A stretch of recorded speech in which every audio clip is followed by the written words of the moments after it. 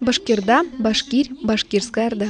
Названная по имени коренного народа башкорт, сегодня это Республика Башкортостан со своими обычаями и традициями. В гостях у башкирской семьи мероприятие, которое состоялось в Московском доме национальностей. Праздник приурочили к юбилейной дате – 450-летию добровольного вхождения Башкирии в состав России. Национальный фольклор, танцы, инсценировка театральных действий.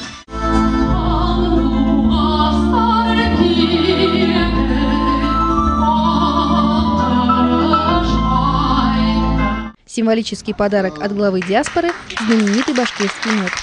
Вот что известно во всем мире, башкирский мед. Вот, честно говоря, тут еще ложка была.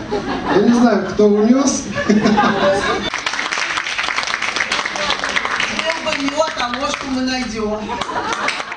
Башкиро-татарская школа, детские сады с уклоном башкирского языка, национальные застолья и курултаи.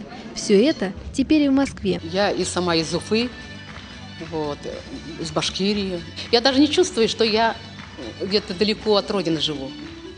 Ко мне приезжают башкиры, татарами я дружу, чувашами дружу я. И со всеми я дружу, армянами, грузинами. Составлять родословную – этот обычай издавна существовал у башкир. Шежере – родословное или родословие, своеобразный письменный памятник. Тут изображено 22 поколения. Составление шажара – это одна из обязанностей башкир, одна из башкирских традиций. Заключается в том, что нужно просто знать историю своих предков, как минимум до 7-го колена.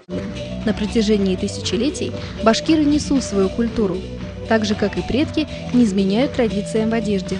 Платье с оборками, передник и камзол, треугольники, по краям которого – символ женственности, многочисленные монетки – оберег и благополучие здоровья. Треугольник – символ женственности женщин.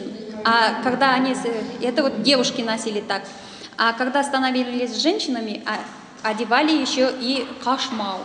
А это называется елен. Елен одевали уже девушки, а девочки одевали жилетки. По словам Батырхана Амирхановича, молодежь интересуется традициями.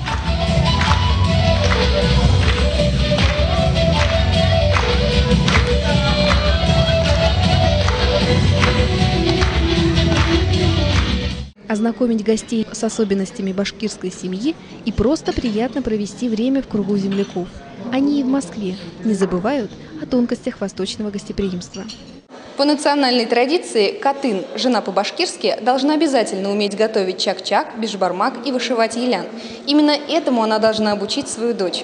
Таким образом, обычаи передаются из поколения в поколение. Екатерина Полукарова, Евгений Руднев, Высшая национальная школа телевидения.